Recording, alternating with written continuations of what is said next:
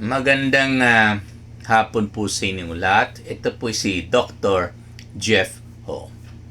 Well, kahapon po ay binanggit po natin yung tungkol sa dapat po mag-ingat po tayo sa mga produkto na ina-advertise sa television at saka sa radio stations.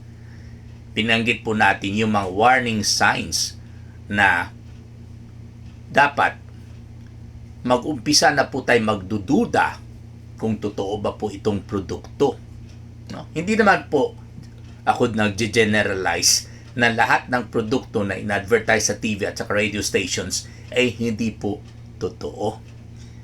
Pero to the best of my memory, kadalasan po yung mga produkto na naririnig po ninyo sa radio or napanood po ninyo sa TV ay hindi po nire-reseta sa mga doktor except for a number of brands, okay, being sold by multinational companies. Okay?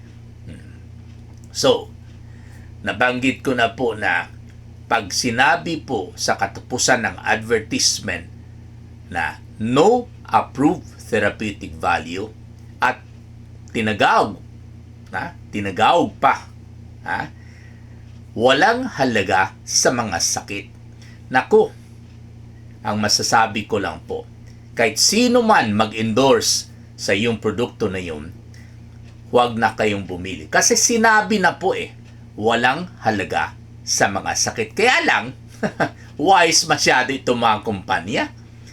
Sa katapusan ng advertisement, because they are required by the FDA, I think, to mention walang halaga sa mga sakit at the end of their advertisement, ginagawa naman nila yun.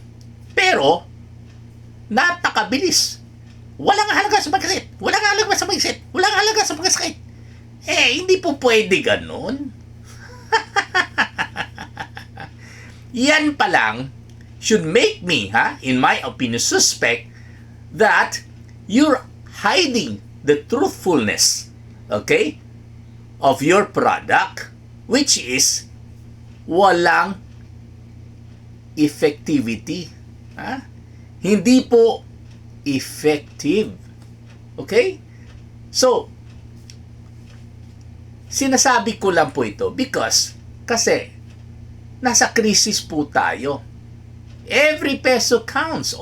Although alam naman natin ang ₱1, ₱2, ₱10, parang wala na masyadong value ngayon. Pero even then, kung sinasayang po ninyo yung pera ninyo sa isang produkto na hindi naman po effective, walang halaga sa mga sakit, kahit ₱20 per capsule, sa isang buwan, makatipid na po kayo ng ₱500 to ₱600, di ba? So that's a lot of money. Di ba? Hindi ko naman kinukontra yung mga food supplement or whatever supplements. Ang akin lang po is, masakit sa tenga ko po pag may magpunta sa clinic ko na nagsasabi, Dok, hindi naman po ako gumaling sa itong supplement. Sa advertisement sabi nila gagaling daw ang migraine ko. Sa advertisement sabi nila gagaling daw yung goiter ko. Gagaling daw yung UTI ko. Mawawala po daw yung cyst sa balat ko o kaya yung cyst sa ovaries ko. Masakit sa tenga ko po yan Okay? Nasasayang po ninyo yung pera po ninyo. Kaya paulit at paulit kong sinabi ito, hindi porket meron akong personal na galit sa itong mga gamot na walang effectiveness or walang effectivity, no? Okay, kundi naawa na po ako sa mga tao ngayon na who are living, just a little above the poverty line, more so below the poverty line. Okay? So we have to be very careful. At saka it is our moral duty to inform the public to think twice bago kayong pumili ng gamot. Kasi nowadays, kahit walang halaga po ang bawat piso, pero every peso counts. And talking about mga pasyente na pumupunta sa clinic, Doc, hindi naman po gumaling yung singaw ko. Ginamit ko yung letter D na in-advertise sa TV. Ang mahal pa naman, more than 300 pesos, I think. Nakabili naman po ako ng 2 tubes. Hindi pa ako gumaling. Sabi ko, patingin nga. Singaw nga. Bilog. Mapula. Okay? Sorry, titingnan ko po. I-check ko po yung ilaw natin pero nawala Anyway, sabi ko, kadalasan sa mga singaw or mouth sores, ito po'y dahil sa bakterya. Hindi po dahil sa fungi. I'm sorry. Yung letter D, effective lang po sa fungi yan. At mababasa po ninyo sa Google. Okay? Sa Google, malinaw. Nakasulat po sa Google na hindi ito para sa ibang dahilan except para sa fungi.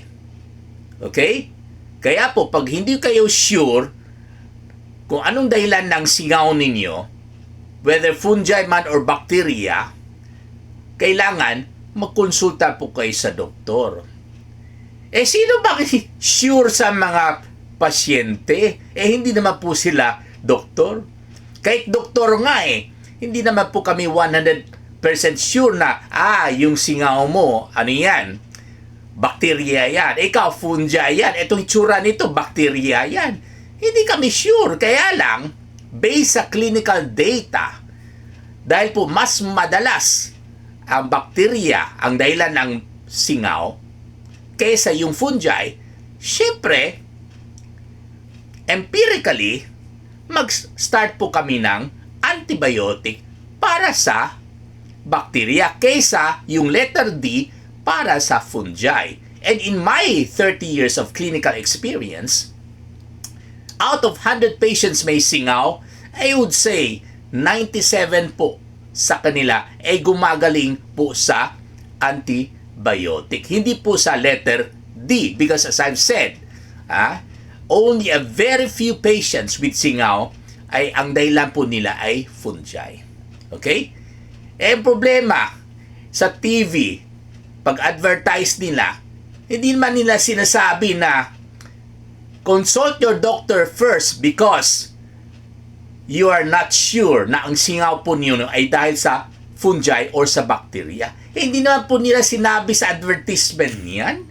Dumiretso sila para sa singaw na dapat they should be more honest na magsabi sila na etong produkto namin D ay para lang sa singaw dahil sa fungi at hindi dahil sa ibang dahilan. At bago kayong bumili, consult muna kayo ng doktor. Ayan. Maraming salamat po.